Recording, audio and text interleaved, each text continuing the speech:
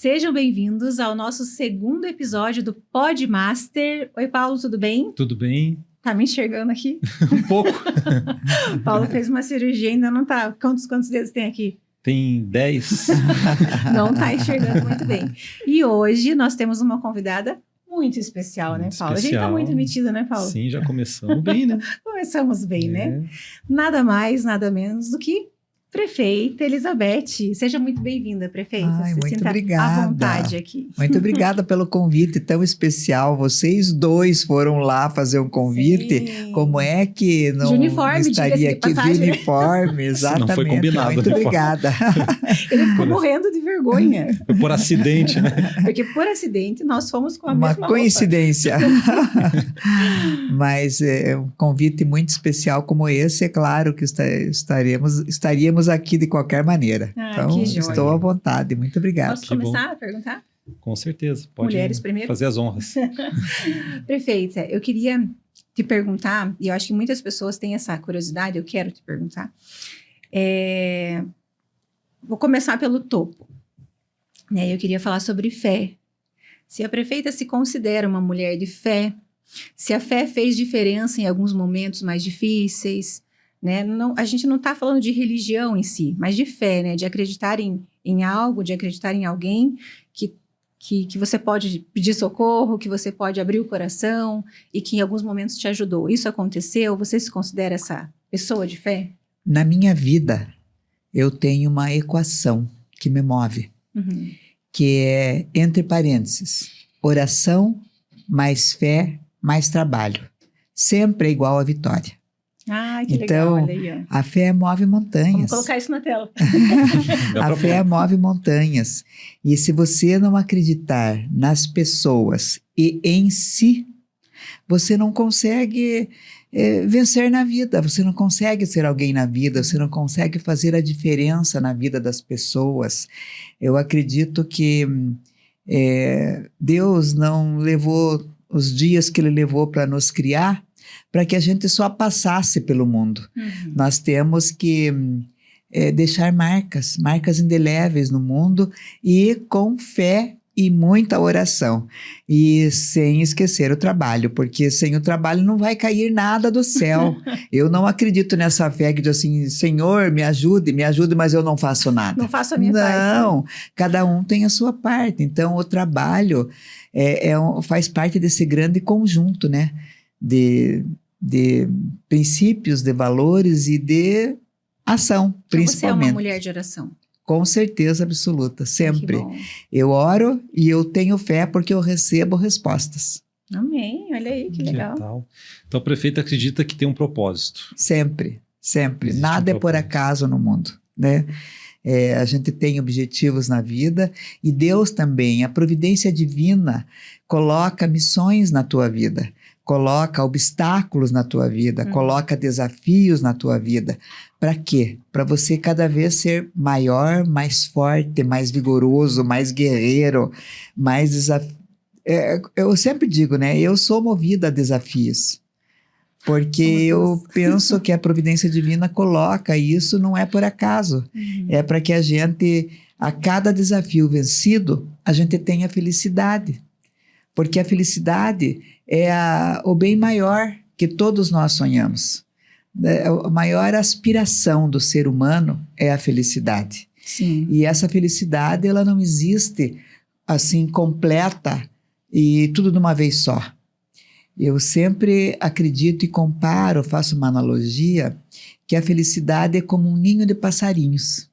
Ela é construída por cada um de nós, galinho por galinho, momentos por momentos, especiais, e que formam esse conjunto da felicidade. Sim. Então, quando eu pelo menos, né, quando eu ponho os meus pés no chão de manhã, eu decido que eu vou ser feliz naquele dia. E que eu vou ter muitos momentos felizes. Sim. Enquanto prefeita, eu confesso a vocês que é viver emoções de todos os tipos, todos os dias. Eu imagino. As especiais, maravilhosas, excelentes, extraordinárias, e as nem tanto. Tem as muito difíceis, que você acredita que vai ser insolúvel aquele problema e aquele desafio. E aí você tem que procurar resolver porque eu acredito que nós, enquanto seres políticos, nós temos que enxergar a política como a arte do diálogo e a arte de enfrentar crises, de resolver crises, A fé de solucionar te dá problemas. força também, então. Eu sou movida a esses desafios com muita fé, com muita coragem. E essa visão de focar na felicidade, que eu achei interessante, vem da onde? Vem do momento da vida que se descobriu isso? Ou se vem da infância? Ou foi até nos desafios profissionais, talvez, né? Eu penso que a educação que a gente recebe dos pais é uma educação que leva a gente a ser quem é durante toda a vida. Então, o que eu lembro dos meus pais? Dos momentos felizes. Meu pai tocando violão, minha mãe cantando e nós também, ela fazendo almoço e cantando. Momentos felizes da nossa vida. E sempre mostrando a resiliência que eles tinham. Porque a vida para eles não foi muito fácil. E eles nunca desistiram. Então, os exemplos me movem. Sabe que é interessante que você falou, eu fiquei pensando, que a felicidade realmente é uma construção, né? É uma construção. Eu vejo assim que quem busca a felicidade imediata, geralmente é através de drogas, através de... É momentâneo, ele vive aquela felicidade e depois. Né? Quando a gente aprende que a felicidade são momentos que a gente conquista, bem o que você citou ali muito delicadamente com a analogia do ninho, a gente vive melhor, né? Você consegue entender que às vezes você passa por momentos difíceis, tristes, nós estamos vivendo um momento triste agora, mas a gente sabe que são momentos, né, que passam e a gente que constrói, né? Exatamente. Eu sempre brinco, sabe, que a música do Zeca Pagodinho, deixa a vida me levar, a vida leva eu. Ela só é bonita para cantar, porque de verdade não é a vida que me leva, sou eu que tenho que levar a vida. Eu é que levo a vida, eu é que construo a minha vida, eu que construo a minha felicidade. Então não interessa as condições de vida que eu tenho. Cada um tem que saber construir a sua própria felicidade. Né? E a gente com as condições história, de vida, né? que tem, com o amanhecer muito cedo para ir trabalhar, pegar um ônibus, sofrer, andar, caminhar. Quer dizer, cada um tem os seus desígnios, né? E cada um precisa saber descobrir essa felicidade. Por que nós vemos felicidade lá nas favelas? Tem pessoas muito felizes nas favelas, né? E que sabem levar a sua vida, né? Eu penso que é diferente o conceito de felicidade também, né? Para um e para outro. Às vezes o que é felicidade para um não é interessante para o outro, né? Exato. Mas cada um tem que buscar. Muito obrigada, adorei essa resposta. Muito legal. Obrigado. A ideia de focar numa felicidade. Eu senti nessa frase que você falou, prefeita, que focar numa felicidade que ela já está lá. Sim. Né? A sensação que dá é essa, que a você gente já vai acorda, e ela é uma realidade já. É diferente do que predomina hoje, né?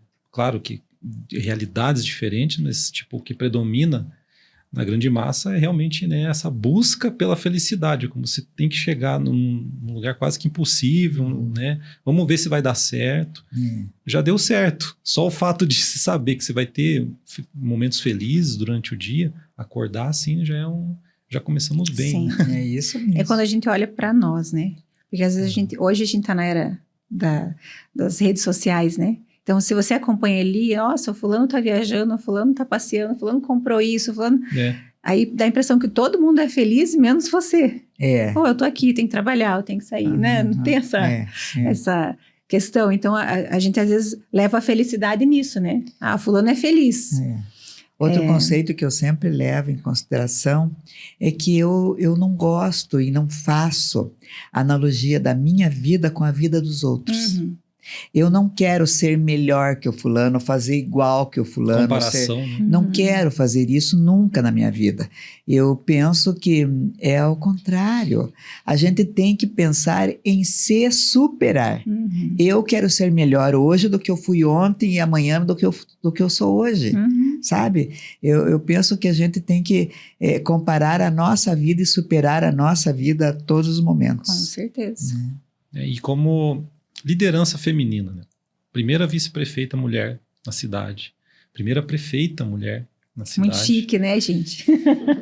Então, isso não acontece todo dia, não acontece em qualquer cidade, não acontece em qualquer estado, enfim. Como que você vê prefeita hoje, daqui para frente, como uma inspiração até mesmo, né? Qual a expectativa, né? Qual que é o peso disso, na sua visão, em ser a primeira prefeita mulher da cidade? Eu me sinto uma referência para muitas pessoas. Vou dizer o porquê. Exemplo, né? Eu fui a primeira vice-prefeita mulher e a primeira prefeita em 200 anos na nossa cidade. E agora, há pouco tempo, teve um projeto da doutora Noeli, da nossa juíza da infância e da adolescência, que é o Eleitor do Futuro. Uhum. E as escolas se inscreviam e cada escola fazia uma eleição para um representante que seria um vereador.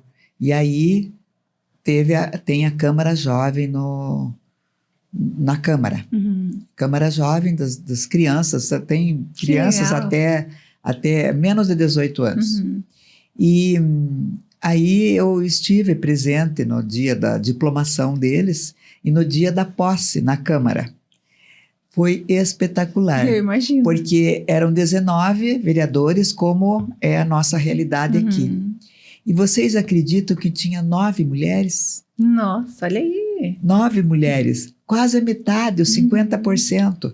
E eu fui conversar com elas, elas disseram para mim, é porque a senhora teve coragem, nós também temos. Então eu me sinto essa referência, inspiração, sabe? né? E nós temos assim um olhar diferente dos homens. Nós temos uma função social de administrar a nossa cidade, a crise, qualquer crise, com uma maior doação, com uma paixão, com uma vida forte que a gente tem, porque a gente tem que ser aquele suporte na nossa família, né? Sim. Muita generosidade. Nós temos princípios, valores, né, que são próprios e específicos de nós mulheres. Então, quando eu olho, por exemplo, do outro lado do mundo, as guerras, as pessoas atravessando mares, buscando o quê? A felicidade. Nós vemos as mulheres lá com seus filhos agarradas, indo procurar algo melhor para a sua vida, né?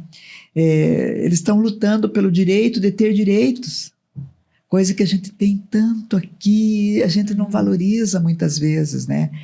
Então, eles estão procurando pela alimentação, pela saúde, pela educação, pela segurança da sua própria família. Os chefes da família, né, os homens, estão cada vez tendo mais coragem de atravessar naqueles barquinhos, aqueles mares. Gente, eu fico pensando o desespero que eles estão vivendo. Sim. E a força que a mulher dá para esse marido, para ir atrás daquilo que é o direito deles, que eles não possuem, né? Então, se Ponta Grossa é feminina, 52%, quase 53% dos nossos eleitores são femininos, né? São mulheres. Eu me senti muito valorizada enquanto vice-prefeita, enquanto prefeita, apesar de todos os preconceitos que eu vivo todos os dias. Né? Isso que eu ia todos falar. os dias. Os preconceitos, eles ainda são presentes, né? Estão presentes e muito fortes, muito fortemente. Eu, especificamente, sofro 3 preconceitos. Eu sofro preconceito muito mais do que você, que é uma moça jovem e bonita. Eu sofro preconceito de mulher que não sabe nada, de professorinha que não sabe nada, que não sabe fazer gestão, e de véia, o etarismo. E como você lida que não com isso? sabe nada. Eu nem ligo. Eu nem ligo. Eu vou e enfrento esses desafios, eu mostro com trabalho. Porque essa mulher, professorinha e véia, ela tem uma equipe forte que ajuda, né? E que faz a gestão da nossa cidade e a administração em si ser uma referência no Brasil e no Paraná. Porque nós temos uma nota que o Ministério da Economia, o Tesouro Nacional, dá para todos os municípios e estados brasileiros. Os 5.535 municípios recebem essa nota. E aqui no estado do Paraná, as grandes cidades têm nota C e nota B. E Ponta Grossa, 3 anos é nota A. Olha É aí. CAPAG-A, capacidade de pagamento e endividamento. Nota A, quer dizer equilíbrio econômico-financeiro. Outra coisa, as nossas contas foram aprovadas de 2021 e 2022 pela primeira vez na história dessa cidade, sem ressalvas pelo Tribunal de Contas do Estado. Tem prefeitos que têm contas ainda que não foram aprovadas aí para trás. Então, isso é um orgulho para mim, sabe? Né? É um motivo de orgulho, porque eu acho que a gente se espelha sempre nas mulheres que antecederam a gente. Porque quantas mulheres abriram caminhos em várias situações, né? Eu penso assim que o feminismo, por exemplo, ele foi importante e necessário. Mas eu não sou aquela feminista extremosa. Eu não gosto de extremos. Eu acho assim que os avanços que o feminismo trouxe são inegáveis. Claro, quanta e quanta coisa, né? Por exemplo, a equalização na oferta dos empregos. A gente está conseguindo muitos e muitos postos de trabalho que antigamente eram impossíveis para as mulheres, né? Então, cada vez mais. Esse combate ao preconceito, eu acho que a gente vai defender sempre. Eu sempre vou defender todas as mulheres. Posso repetir a frase que eu sempre falo? Você já ouviu falando que mulher é um ser superior? É um ser superior. Eu sempre falo isso, até quando a gente vai palestrar sobre empreendedorismo feminino, eu sempre falo, mulher é um ser superior. E o superpoder que eu sempre falo também da mulher é a questão da sensibilidade, né? Sim. Então, até o dia que a gente Você reconhece isso, Paulo? Você reconhece isso? Claro. Olha lá. Você tá no número menor, ele não ia brigar. O dia que a gente foi lá, né, até levar o convite, né, para podcast, a forma que a prefeita falou dos projetos, os prêmios, verdade. O brilho nos olhos, aquela sensibilidade. Eu desconhecia até um dos projetos ali, das mulheres. Então, é diferente essa sensibilidade de enxergar detalhes, às vezes, que o olho masculino não chega. Sim. O machismo tradicional ainda é muito forte, principalmente aqui na nossa cidade, né? Eu estou vivendo esse tipo de preconceito aí todo dia na minha pele, né? Mas eu acho assim que toda e qualquer denominação, machismo, sexismo, feminismo, coisa assim, eu acho que sempre é algo mais problemático. Então é preciso a gente olhar além do gênero. Sim. E lembro agora, né, de algo assim que eu falei muito na outra eleição, né? Eu disse nos debates, né? Competência não se mede pelo gênero. Porque nós somos tão capazes quanto, né? Nós temos cabeça e inteligência para pensar, né? Ou mais, eu acho. Então, eu acho assim que as características de um bom político, no meu caso específico de agora, é sempre ter, assim, conceitos fortes na sua vida. Como, por exemplo, precisa ter honra, precisa ter inteligência e principalmente ter humildade, né? Porque, em primeiro lugar, tem honra porque a tua palavra, quando você tem honra, ela é levada a sério sempre. Né? Inteligência para saber quando e como usar todos os artifícios que você tem na sua mão e a palavra e o próprio poder em si, né? Precisa saber como usar, como dosar isso. Então, a inteligência é muito forte. E a humildade, para sempre aprender com aquilo que viu, com aquilo que fez, com aquilo que viveu, com aquilo que testemunhou. Por exemplo, a minha vida inteira eu fui professora. Por 40 anos eu fui professora. O que eu aprendi com os meus alunos e com a vida, né? É uma experiência que ninguém tira de mim, né? E a gente precisa realmente, às vezes, enxergar que errou, né? Consequentemente, você fica muito mais forte para acertar, né? Mas nós fomos longe, né, prefeito? Acho que as mulheres vêm avançando, né? Há poucos dias eu estava estudando sobre o ambiente fabril, né? A gente trabalha com isso. E as mulheres começaram a entrar no mercado de trabalho pelas fábricas, né? No chão de fábrica, ganhando bem menos, em situações bem insalubres, mas porque elas queriam trabalhar. E ali elas foram conquistando espaço e agora saiu recentemente uma pesquisa da ONU que as indústrias que são chefiadas por mulheres têm 25% mais produtividade, olha só. O que a gente conseguiu? Cara, é incrível, incrível. Então, é impressionante ver a evolução e é um orgulho para nós, mulheres, termos uma prefeita mulher. Ai, obrigada. Olha, a gente quando vai nas formaturas, né? Eu estive esse ano em formatura de Direito, de Educação Física, de Ciências Contábeis, Biológicas, de Medicina. O número de mulheres nas formaturas é impressionante, porque é tipo 70% de mulheres que estão se qualificando. Porque sabe o que eu penso? Eu penso assim que por esse histórico nosso de sempre sofrer os preconceitos, nós temos que provar todos os dias que nós somos boas, que nós somos competentes. E para isso a gente precisa estudar, né? Então eu acho que é por isso essa corrida das mulheres na qualificação profissional, né? Para poder realmente exercer com profissionalismo. E na área política, o mundo inteiro tem personalidades políticas assim extraordinárias, como gestoras, mulheres, né? Na Europa, na Alemanha, a Angela Merkel lá, meu Deus do céu, que mulher extraordinária, né? Na Nova Zelândia, na Finlândia, em todos os países da Europa que tem mulheres gestoras, elas são exemplos de referência que a gente se espelha, né? Nas decisões delas. Se alçaram a grandes feitos e conseguiram, né? Conseguiram.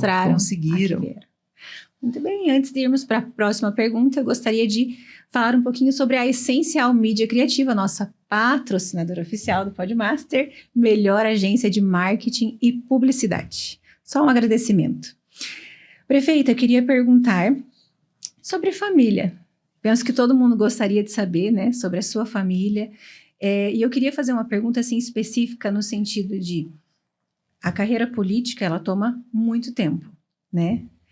E durante esse percurso político e mesmo enquanto professora, em algum momento assim você sente que negligenciou a família ou estar com a família, com os filhos, com o marido, para cumprir as obrigações do cargo público, para cumprir as obrigações do trabalho? O que você pensa sobre isso?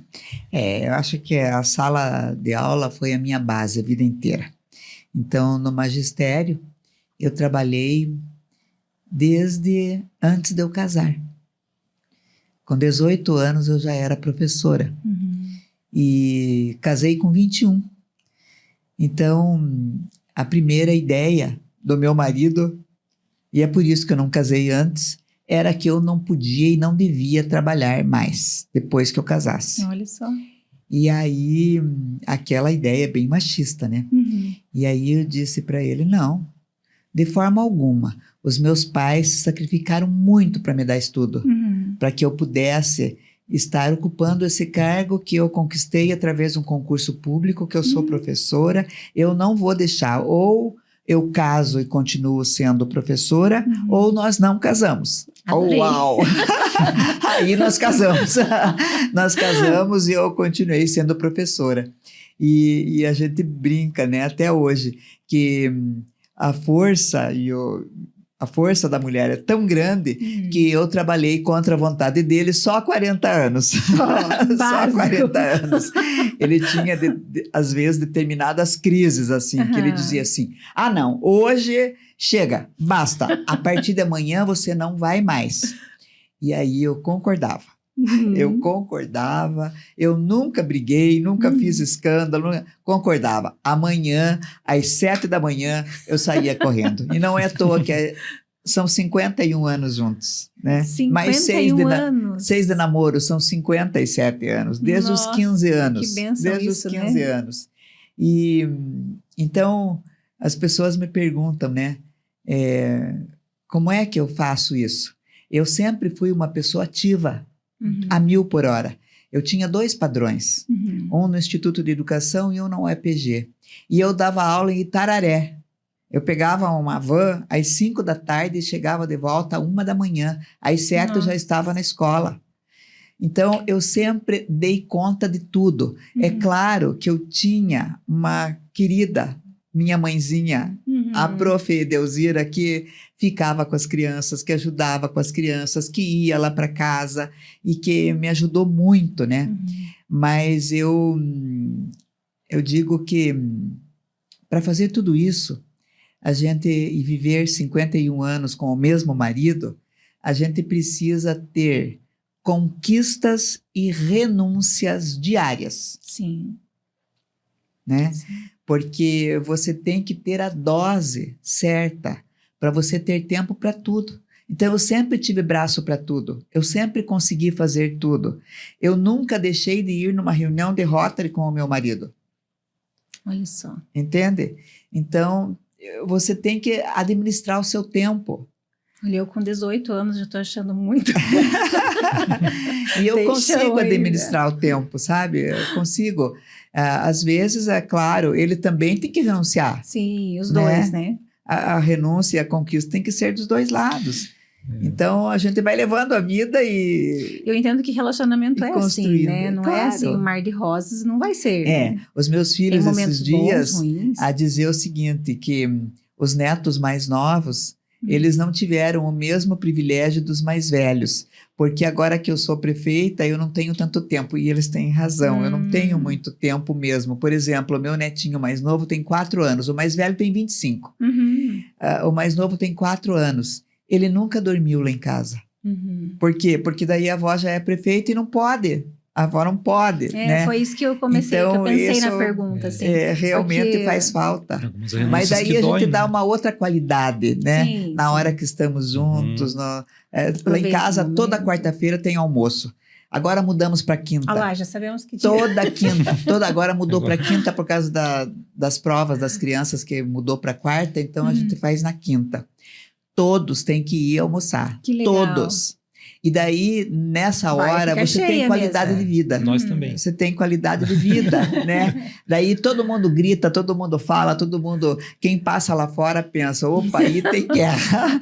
Porque é um rebu, né? É uma confusão danada. Isso é bom. Mas é maravilhoso, porque daí todo mundo conta, Sim. cada um quer mostrar, né, o que fez. E no domingo também, daí é pizza de noite. Ai, que gostoso. Esses momentos são importantes, né? Muito importantes. A família é tudo, né? Antes de fazer a próxima pergunta, a gente tem que pagar as contas. Né? Isso aí. Então, quero agradecer a Joca Transportes. Hoje, um grande diferencial para qualquer empresa é o transporte corporativo, para reter talentos, para a qualidade de vida, né, dos colaboradores. Então, fica nosso agradecimento aí à Joca Transportes. Todo caminho vira passeio. Isso aí. Prefeita, a gente pode falar de vários assuntos aqui, né? O tempo é curto, mas tem um tema aqui que eu queria conversar sobre saúde, mas não especificamente, isso é uma realidade às vezes local, mas talvez até questões que fogem um pouco do controle da gestão de uma prefeita, né? Então, coisas que podem melhorar, assim, tentando pegar uma visão mais global da coisa. O que pode ser feito, né? O que talvez... o que faltou, o que não faltou, no sentido amplo da coisa, da questão de saúde, Brasil, Paraná, pode ser também questão Ponta Grossa, que a gente sabe que vai passando anos, décadas, parece que não se encontra, né, não se encaixa essas questões, né, de saúde ali, realmente de encontrar soluções. Como que a prefeita vê tudo isso? A gente cresce ouvindo isso, né? Cresce desde criança, né? O problema na saúde, envolvendo política. A gente vê momentos assim que amenizam, mas não vê aquela questão assim que soluciona realmente. Na verdade, a saúde pública que vocês estão falando, né? Isso. É algo muito complexo no mundo inteiro. Sim. Não existe. O país mais desenvolvido do mundo tem problemas de saúde. Por quê? Porque é a maior fragilidade do ser humano, né? E as questões não são muito simples de se resolver. Aqui no Brasil, o sistema de saúde, o Sistema Único de Saúde, o SUS, ele até é visto por outros países como uma grande e ótima solução. Mas como o nosso país é tão continental como esse, é tão imenso, tão grandioso, o SUS realmente é ainda uma das políticas públicas muito assertivas, porque nós vimos durante a pandemia, por exemplo, que nos Estados Unidos não tem SUS, e o que eles sofreram lá foi muito mais do que nós sofremos aqui, porque lá é tudo na base do cash, né? É tudo particular, e aqui não. Então, existe uma espécie assim, uma proteção aos seres, ao povo, os habitantes brasileiros aqui, através do SUS. Porque o SUS realmente ele faz coisas extraordinárias, mas também tem falhas extraordinárias, como todas as questões e as políticas públicas brasileiras. Agora, aqui na nossa cidade especificamente, a gente sempre relaciona, é claro, também com o mundo e com o Brasil e com o Paraná como um todo. Na minha gestão, eu quero dizer o seguinte, que no país e no mundo não tinha acontecido uma pandemia tão grande. Aconteceu no mundo, no Brasil, no Paraná e em Ponta Grossa. Uma pandemia que, quando nós assumimos em 2021, nós pensávamos que ia acabar, tinha acabado, porque deu uma amenizada em dezembro, janeiro, fevereiro, voltou tudo novamente, uma onda muito grande, muito difícil. E nós tínhamos uma característica própria, muito cruel aqui na nossa cidade. Porque lá em 2019, parece que foi 2018 ou 2019, acabou o programa Mais Médicos. Nós tínhamos 60 médicos cubanos. Esses médicos foram embora. Chegou a pandemia e o que aconteceu? Nós não tínhamos médicos para atender. Eles foram de repente, né? Eles foram de repente. E isso demorou muito. Foi o ano passado que retornou o programa Mais Médicos. Então, você imagine, eu chegando, durante a pandemia, nós 100 médicos, e tinha um TAC que estava valendo ainda, que tinha sido assinado anteriormente com o Ministério Público, que dizia que tinha, para se contratar médicos, tinha que se fazer PSS, concurso público, e depois fazer o credenciamento PJ, pessoa jurídica. Pois é. Meu Deus. Então, nós começamos a fazer isso em 2021. Começamos a fazer, nós fizemos 3 PSS.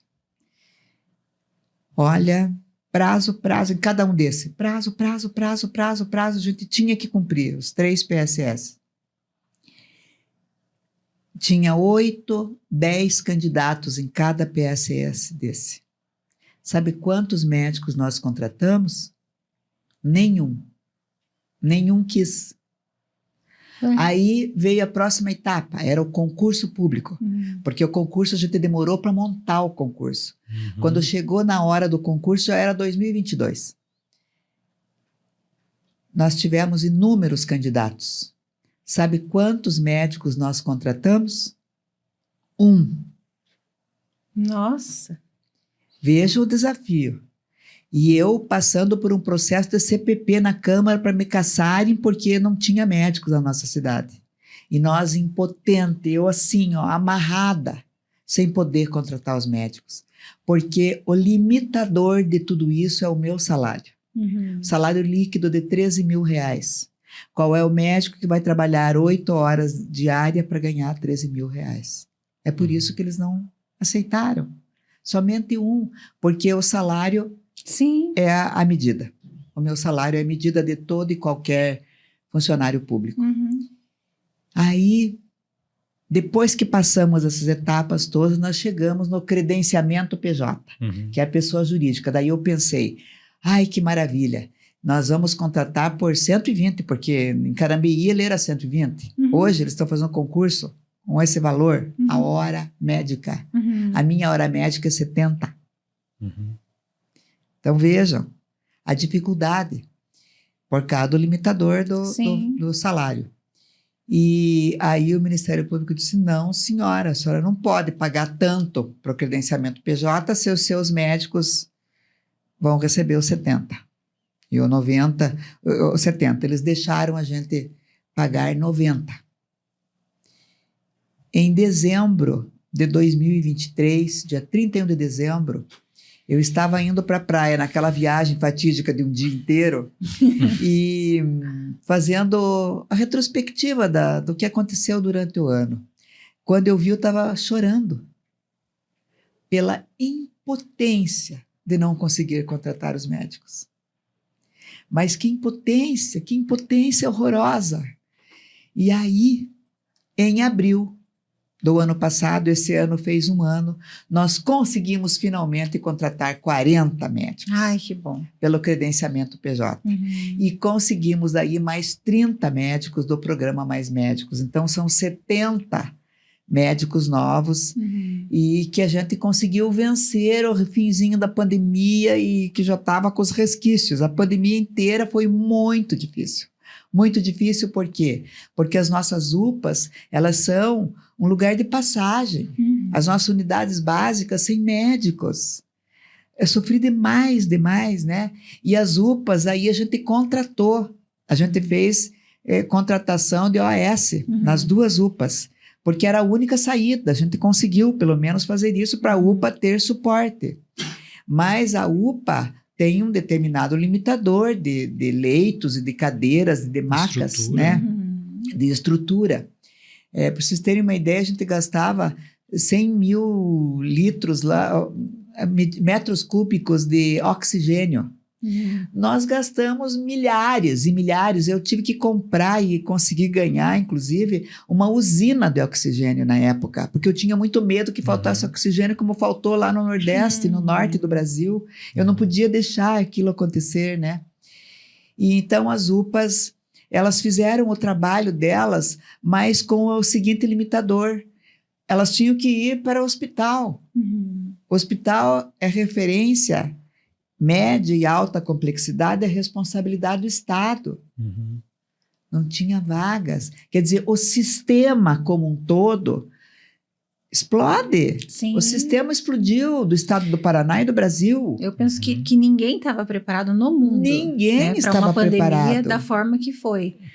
Porque a demanda foi absurdamente louca e os óbitos, as pessoas as coisas embora. iam acontecendo. Eu penso o teu desespero em ter coisas para resolver e gente morrendo e as coisas acontecendo e o sistema impossível, enroscado. Sabe? O sistema não andava. E a gente vive talvez uns resquícios ainda da pandemia. Aí a pandemia deixou os seus resquícios e quando a gente conseguiu contratar esses médicos, a gente pensou assim, ai, que alívio, vamos respirar. E a gente começou a respirar, colocar médico, 2, 3 equipes nas unidades básicas da saúde, né?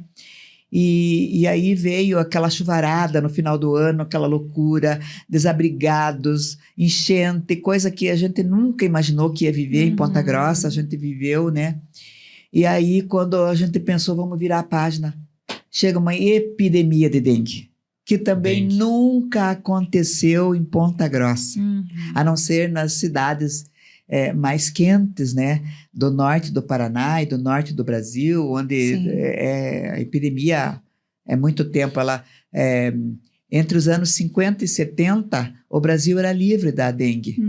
E de repente voltou com tudo por causa das mudanças climáticas, né? Sim. E chegou aqui na nossa cidade também, principalmente porque o ano passado nós não tivemos geadas.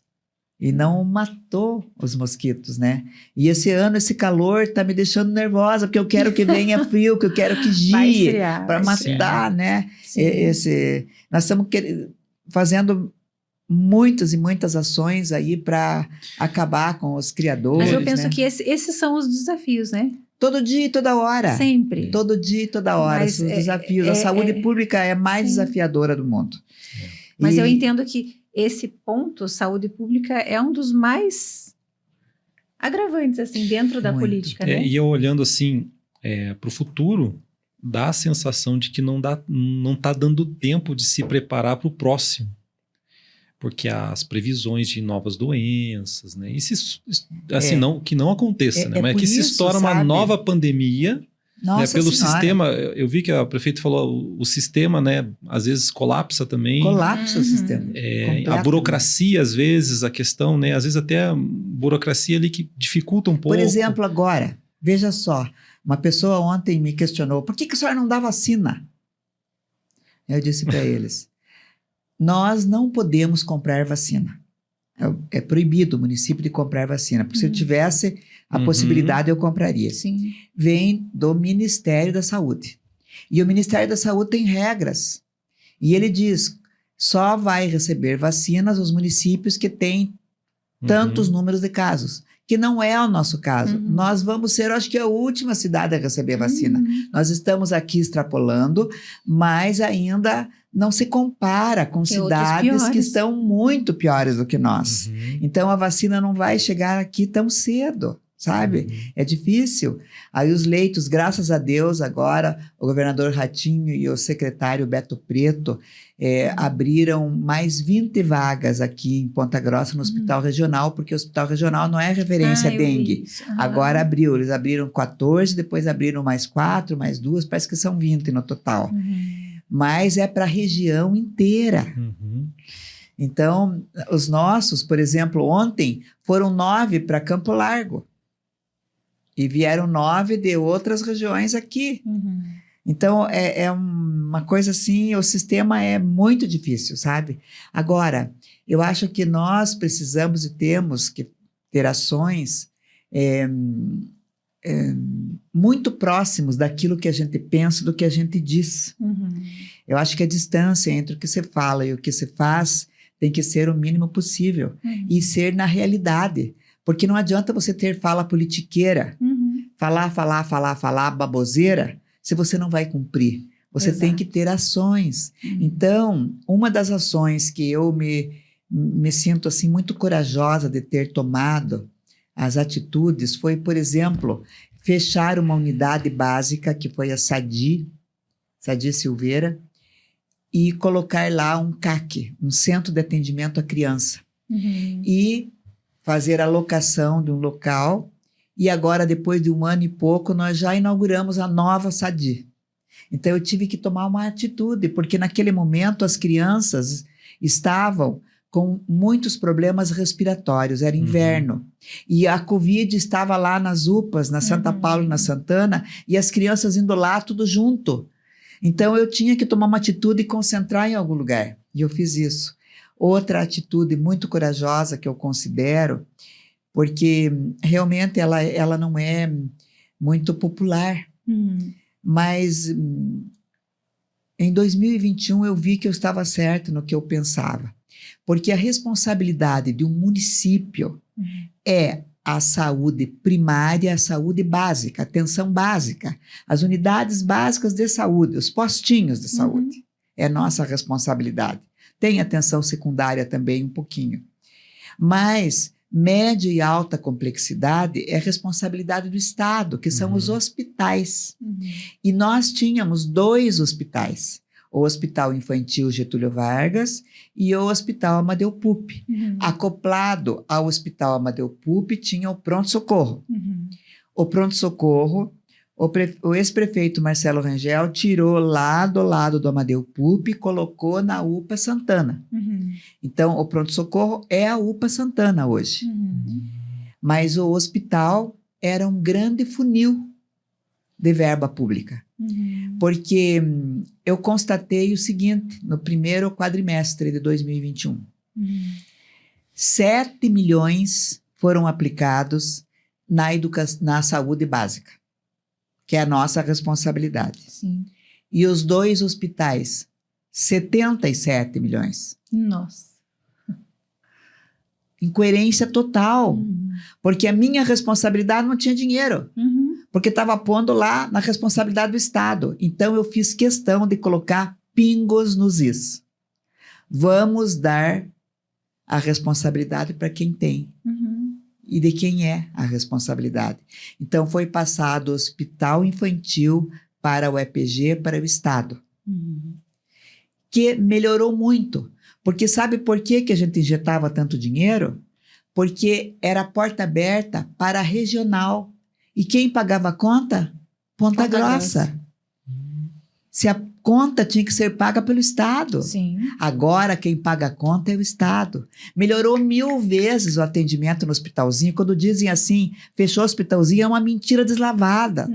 Porque nós não fechamos, nós melhoramos muito, porque o EPG colocou lá 11 especialidades. Tem UTIs, tem cirurgias, tem tudo lá. Os nossos médicos pediatras continuam lá, porque não ia colocar um pediatra especializado num postinho, sendo que lá ele era muito mais necessário. Então, eles estão lá ainda trabalhando num convênio que nós temos com a EPG. A mesma coisa com o Hospital Amadeu Pupi.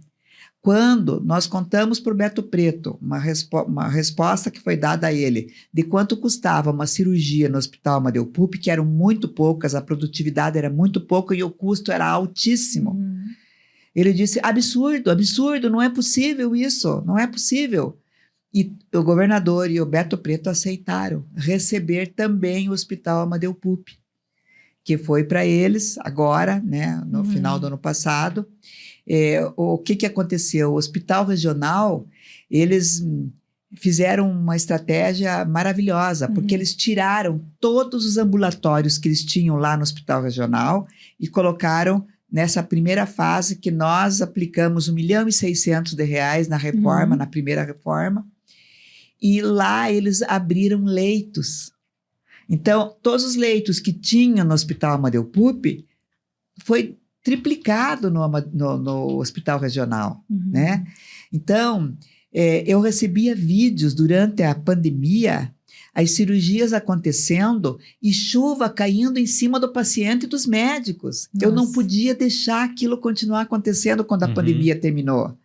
Os médicos me agradecem até hoje, porque alguém tinha que ter coragem de cessar isso. E a vigilância sanitária, inclusive, foi lá e lacrou o hospital.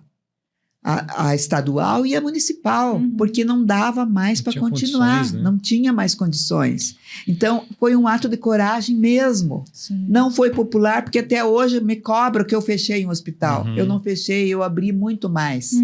E eu entreguei todos os projetos para as demais fases da reforma do Hospital Amadeu Pupi, de presente para o reitor.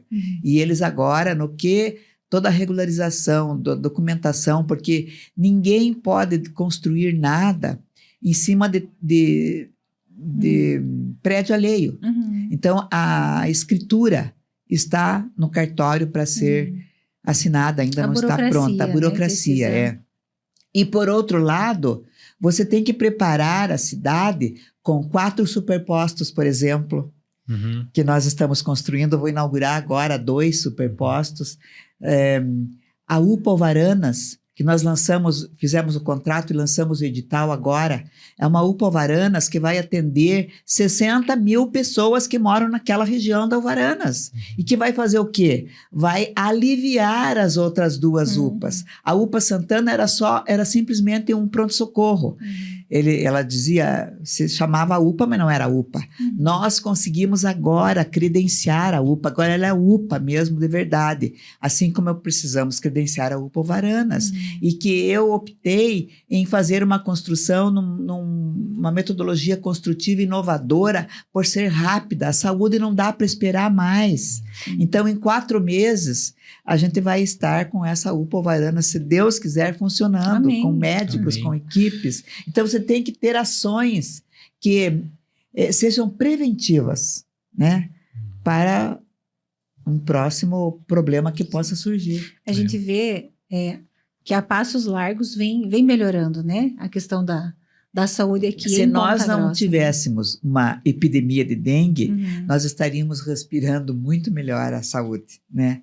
Mas veio uma nova pandemia. Sim. Então, a demanda vai ficando cada vez maior e o sistema começa a colapsar de novo, porque não tem vaga nos hospitais. Sim. Sim, e outros fatores também que cooperam, né? Violência, por exemplo, né? Situações de rua também acaba dificultando também, porque isso gera demanda na rede pública. Com certeza, né? Com então, certeza. Aí uma coisa está ligada a outra, situações do próprio país, às vezes situações econômicas, conflitos, situações... o ambiente psicológico, às vezes. Exato, nos hospitais particulares dá o mesmo colapso. Sim. Em todo lugar, em todos os hospitais, né? Exatamente. Perfeita. E a gente tem mais uma pergunta para fazer, o Paulo também, mas eu tô vendo que o nosso tempo tá... É gostoso conversar, né? Ainda mais que a gente muito vai... bom, passa o tempo que a gente vai nem vê, né? escutando. Tem uns minutinhos. E muitas coisas, muitos assuntos que você trouxe e comentou, são coisas novas para nós. E eu penso que para muitos que vão ouvir também. Então é muito importante ser falado e da forma como foi. Mas uma dúvida que nós temos e curiosidade que todo mundo que gostaria de saber é o que aconteceu, né? Entre a prefeita, entre Marcelo Rangel, em que momento que houve essa ruptura agora de parceiros ali da aliança que vocês formaram, agora concorrentes, né? Na prefeitura. Conta para nós como que foi esse. Pois olha, nós éramos um grupo, né? Um grupo forte, unido, um grupo que traçou políticas públicas para o futuro da cidade juntos, equipes juntas. E eu penso que foi surpreendente, inédito, inusitado, posso dizer assim, inesperado para mim, quando eu comecei a ouvir no rádio algumas colocações assim que eu era o alvo. E eu não entendi até agora o porquê. Eu só sei dizer que a partir do momento que eu comecei a ouvir essas questões todas no rádio, eu me senti muito ofendida, eu e toda a minha família, Sim. porque a minha família e a minha vida é digna, é honesta, é séria, é transparente, e eu não mereço essas questões assim colocadas. Não conversaram comigo e eu fui procurar ajuda e fui conversar com o secretário Ortega, fui conversar com o governador Ratinho Júnior, e eles também se surpreenderam muito naquele momento, porque foi nos primeiros dias ali, e o ex-prefeito se colocou como um candidato. Eu, ano passado, em respeito à minha família, eu tinha avisado e tinha dito para todos eles que arranjasse uma outra pessoa, porque talvez eu não fosse mais candidata. E eles disseram que não, que quem tinha o capital político para vencer era eu. E quando chegou no final do ano, isso foi em agosto, por aí, setembro, no final do ano o governador deu uma entrevista dando o seu apoio para mim enquanto candidata, e aí eu disse, nossa, então não acharam outro nome mesmo, eu vou me colocar à disposição do grupo sim, porque eu tenho coragem para isso, eu vou convencer a minha família, porque eram os meus netos que diziam, vó, pelo amor de Deus, não seja mais candidata. E aí convenci a todo mundo, fui lá em janeiro, conversei com o governador e disse para ele, governador, venci os problemas que eu tinha lá na minha casa e eu acredito que é a missão. A gente plantou muita semente boa que precisou colher ainda. Nós tivemos quase 2 anos de pandemia que a gente ficou impossibilitado de fazer muita coisa. Então eu preciso desse tempo maior. E ele festejou comigo, achou ótimo. Depois disso, 1 mês, esse problema estava instaurado.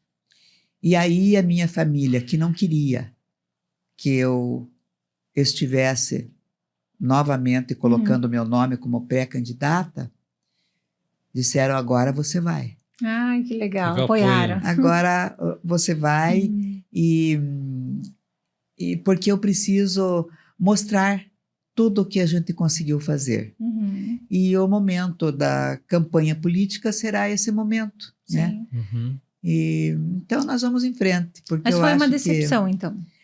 Para mim foi, porque eu realmente não esperava isso e eu demorei 1 mês e meio para me pronunciar, porque aí eu senti realmente que eu não merecia, nem eu nem a minha família, toda essa traição, porque foi uma traição, eu me senti traída, me senti usada e jogada fora.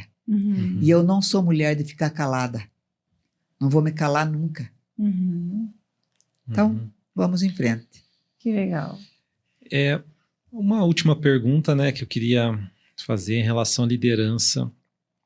O que toda essa bagagem, toda essa experiência, momentos de felicidade, momentos de desafios, momentos de decepção também, tudo vem para agregar experiência, né, prefeita? E o que a prefeita tem para dizer hoje para novos líderes? Né? Pode ser jovens, né, que estão buscando fazer a diferença na sociedade de alguma forma, seja na política ou não. Eu acredito também que existem outras atividades, a própria, né, a profissão de professor. Eu sou casado com uma professora. Várias formas de aplicar a liderança e exercer influência, né, positiva na sociedade. O que a prefeita tem para dizer para esse pessoal que tem sonhos, tem projetos e pensam, né, qual que é a primeira ação, primeira atitude assim, para quem está angariando, né, lugares de liderança na sociedade? Eu fui professora de sociologia, a ciência que estuda a sociedade, né, e que analisa os fenômenos políticos na sociedade, as transformações que ocorrem nas sociedades humanas. E sempre mostrei assim para os meus alunos as relações e as questões individuais e sociais, mostrando o que é a verdadeira política, a política realmente que faz a diferença, já que nós todos somos políticos por natureza. E eu sempre ensinei e tentei passar para eles, não como um ensinamento, mas como uma mensagem mesmo, né? Que não adianta você ter um dedo para você apontar, criticar e dizer aquilo está errado. Mas o que é que você, colocando o dedo para o seu lado, o que é que você faz para isso? Qual é o teu comprometimento para ser diferente aquilo que está errado? Então, nós temos que ter coragem de nos colocar à disposição daquilo que está errado, para a gente mudar o mundo. Então, eu penso que a política partidária, político todos nós somos por natureza, e a política partidária, ela às vezes tem pessoas que dizem assim, não, eu não gosto de política, não quero saber de política, mas eu acho que a política partidária pode ser muito linda, e a gente deixa ela linda ou feia, velha política rançosa ou nova política, porque existem métodos, existem pessoas e existem ideias que são ruins e são prejudiciais no meio político, mas em todo e qualquer meio isso também acontece, né?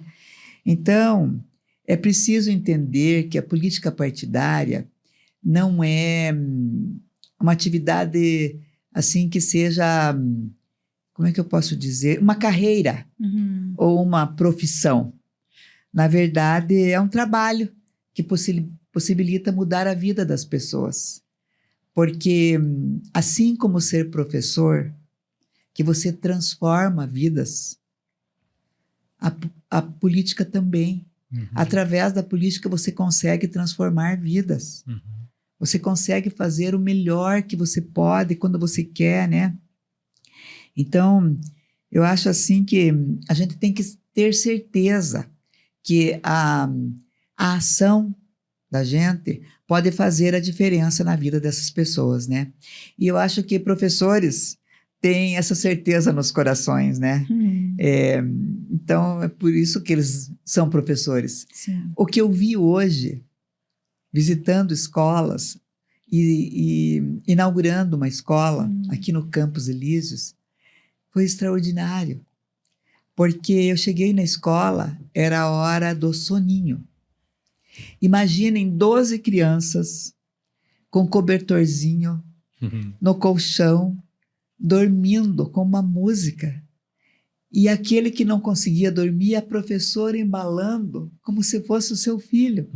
Que bonitinho. É uma coisa extraordinária transformar a vida dessas crianças. Então, todos os jovens que têm a sementinha e o dom da política, que quer fazer a diferença na vida com o seu comprometimento, ele pode ser comprometido em todas as áreas que ele quiser, da forma como ele quiser. Não só na política partidária, mas como voluntário. Olha, eu acabei de vir lá do Corpo de Bombeiros. O voluntariado que está lá é espetacular. A nossa cidade é muito... Se movendo, né? Muita gente se mobilizando. Nossa, é extraordinário, né? Esse voluntariado, essa vontade de ajudar e de fazer a diferença. Então, eu acho que essa sementinha todos nós temos. Só basta regar, né? E ter vontade de fazer a diferença no mundo participando. Porque a participação é tudo. Sim. Não adianta você pôr... eu sempre digo... Acho que eu vou deixar para a mensagem final. Vou deixar para a mensagem final. Diga. Que a gente não pode ser tartaruga. Esconder a cabeça dentro do casco. A gente tem que ser águia e voar alto. E ter vontade de fazer a diferença. Ela é bem muito professora bem, mesmo, muito né? professora. A gente fica assim, escutando, tipo, em sala de aula. Né? Cativa. Prefeita, nós precisamos encerrar, né? Por conta do tempo, nós iríamos mais algumas horas, né? Conversando e aprendendo, eu diria. Ai, muito obrigada. Para nós foi uma honra. A conversa foi uma delícia. Eu acredito que para o Paulo também muito bom. O aprendizado foi bem grande, né? Muito bom. Deu para a gente aprender bastante. A gente vê que você tem uma força e uma coragem bem aquém de muitas pessoas, assim, né? Bem floresce muito nas palavras, no brilho, no olho. Muitas lições, né? Muitas lições. Fiquei muito orgulhosa da minha prefeita. Ai, que bom, obrigada. Da minha cidade, da sua história, né, de como tudo aconteceu, das dificuldades, você que eu nasci na escola. Não, essa minha parte mãe era não. professora em escolinha isolada, aquela que tinha a sala de aula, o pátio e a casa da professora. Eu nasci na escola. Olha aqui em só. Uvaia. Por isso que eu já sabia que ia ser professora a minha vida inteira. Por isso que é uma educação e uma lei em pessoa. Pois é. Obrigada. Muito bacana. Prefeita, obrigada. Muito obrigada. Seja bem-vinda. Quantas vezes a gente convidá-la, venha sempre. Adorei estar com vocês, Mônica e Paulo. Sempre será bem-vinda. Adorei. Né, fica aqui minha gratidão também por aceitar o convite. Acredito que haverão novas oportunidades. Sim, com certeza. Vamos trazer mais novos assuntos convites, aqui na mais mesa. assuntos. Ficou bastante assunto para a gente aprender, conversar, né? Agradeço. Uma troca de experiência sempre importante, muito né? bom, Sim. Mas eu legal. quero só muito rico. fazer uma coisinha assim, bem para finalizar. Sim. Já que nós estamos na Semana das Mães, eu acho que eu quero dar uma mensagem aqui que eu recebi da minha mãe a vida inteira. Fique à vontade. E que eu acho que todas as mães deviam fazer. Eu faço. Digam para os filhos de vocês: você é iluminado. Você é iluminado. Porque eu me sinto iluminada todos os dias, porque ela dizia isso para mim todos os dias. Ai, que lindo. Obrigada. Obrigada, prefeita. Obrigado. Termino agradecendo os nossos patrocinadores oficiais, Joca Transportes e Essential Media. Muito obrigada e até o próximo podcast. E não se esquece de se inscrever no canal, seguir a gente nas redes sociais ali, deixa o like e ativa o sininho para receber as notificações. Valeu!